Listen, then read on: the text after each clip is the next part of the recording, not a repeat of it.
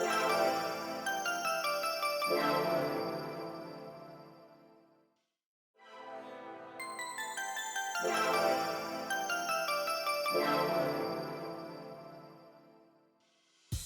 siis hakkame värvima mööblit. Jah. Sul on siin köögimööbel, mis idee poolest tundub nagu korralik. Aga kuna me teeme ta ikkagi mustaks, siis me värvime ta üle sellise mööblivärviga, mis on suure kulumiskindlusega ja täpselt sobib sellistele kappidele. Ja siin peal on selline vesialusiline lakk. Seetõttu siia sellist spetsiaalset krunti vaja ei ole. Me teeme kerge sellise vahelihvi ning värvime kohe selle mööblivärviga peale. Meie eesmärk ei ole tõmmata seda lakki täiesti maha, vaid lihtsalt matistada. Nii et selline kerge lihv. Näed juba läheb matiks. Läheb. Tõesti, see ei võta väga kaua aega, et on juba tunda, et läheb maha küll.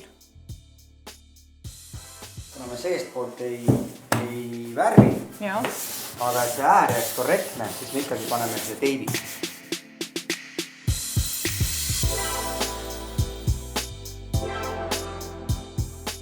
Ja meil on nüüd toonitud selline täiesti must toon. Kui nüüd see purk on seisnud tükk aega, siis peab kindlasti ta läbi segama. Aga meie võtsime ta otse värvipoest segistist, et meil on ta täiesti seganud.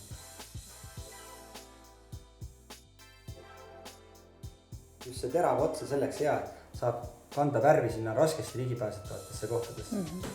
Ja värvimine nagu seinavärvisegi puhul ei hakka kohe otse nurgast, sest et nurka muidu läheb suur tilk värvi, vaid juba hakkame natukene hajutama ja siis viimistleme selle nurga.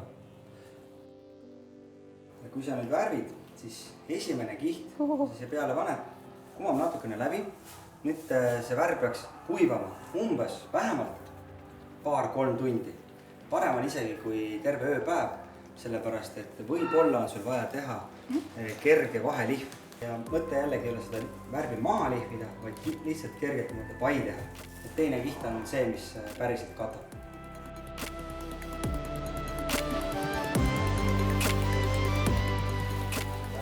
Nii, siit ikka.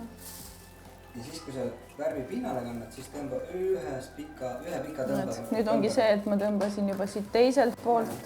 Kuna see kumbki värv ei ole veel ära kuivanud, siis sa saad selle viimistluse viimased tõmbed tõmmata niimoodi, et sul jääb see nurk ilus. Ja mis on veel üks hea nipp on see, et ära sellist viimast tõmmet sa võid hoida pitsid suhteliselt risti. Et mitte niimoodi libamisi, vaid suhteliselt niimoodi risti. Ja niimoodi, et siis korjad nagu ilusti selle üleliigse värvi ära. Ja nüüd, kui siit läkski peale, siis tõmbad siit samamoodi. Kerge sellise tõmbaga. Ja jääbki ilus.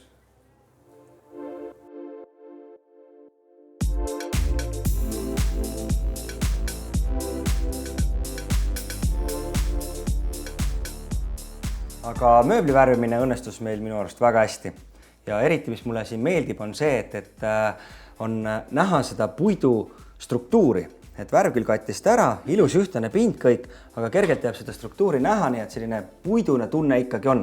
On tõesti ja ühtlaselt on jäänud ja ma olen täitsa rahul. Ma natuke kartsin alguses, et kas ta jääb ikkagi piisavalt ühtlane ja tegelikult täitsa võin soovitada. Nii et julged värvid edaspidi ka mööblit. Ja ma tegelikult vahepeal siin köögi tegemise kõrvalt värvisin aga ühe suure peegliraami ja minul on küll julgust kõvasti rohkem, nii et ma saangi aru, et tuleb lihtsalt mitte unistada, vaid see pintsel kätte võtta ja ära teha, sest seda ma olin ka aastaid tahtnud teha.